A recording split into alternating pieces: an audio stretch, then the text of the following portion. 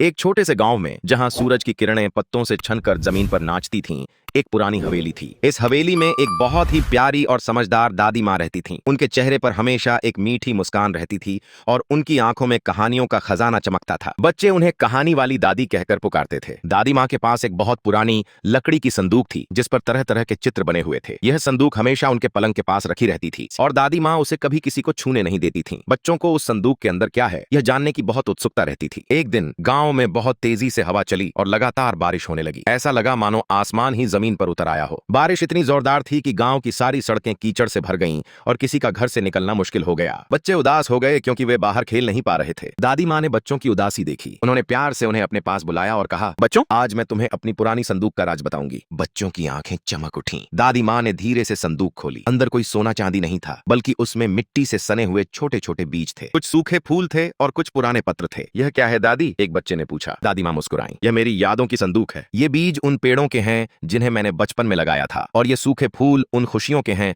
जिन्हें मैंने हमेशा अपने पास संजो कर रखा। ले उन्होंने एक बीज उठाया जो बाकी बीजों से थोड़ा बड़ा था। यह है धैर्य का बीज। उन्होंने कहा, इसे बोने में समय लगता है, लेकिन जब यह उगता है तो हमें सबसे मीठे फल मिलते हैं। उन्होंने एक और बीज उठाया और यह है मेहनत का बीज। इसे जितनी मेहनत से बोओगे और सींचोगे उतना ही बड़ा पेड़ बनेगा। दादी माँ ने बच्चों को समझाया कि कैसे उनके बचपन में भी ऐसी ही बारिशें आती थीं और कैसे वे उस समय अपनी कल्पना का इस्तेमाल करते थे। उन्होंने उन्हें बताया कि कैसे वे घर के अंदर ही खेल बनाते थे, पुरानी कहानियां सुनते थे और कैसे धैर्य से बारिश रुकने का इंतजार करते थे। दादी माँ ने उन बीजों की कहानियां सुनाई, कैसे एक छोटा सा धैर्य का बीज धीरे धीरे बड़ा होकर एक विशाल पेड़ बन गया जिसकी छाया में पूरा गांव आराम करता था। कैसे मेहनत का बीज लगाने पर एक ऐसा बाग बन गया जहां हर मौसम में फल और फूल खिलते थे। बच्चों को समझ आ गया। उन्होंने सीखा कि संदूक में सिर्फ बीज नहीं थे, बल्कि जीवन के महत्वपूर्ण सबक थे। उन्होंने सीखा कि मुश्किल समय में भी धैर्य रखना और मेहनत करना कितना जरूरी है। उन्होंने यह भी समझा कि हर चीज का एक समय होता है, ठीक वैसे ही जैसे बीज को पेड़ बनने में समय लगता है। बारिश अभी भी हो रही थी, लेकिन बच्चों के चेहरे पर अब उदासी नहीं थी। उन्होंने दादी माँ से और कहानियां सुनी और उन्होंने घर के अंदर ही अपने नए खेल बना लिए। उन्हें पता चल गया था कि सच्ची खुशियां और जादुई अनुभव बाहर की दुनिया में नहीं, बल्कि हमारे अंदर और हमारी कल्पना में होते हैं।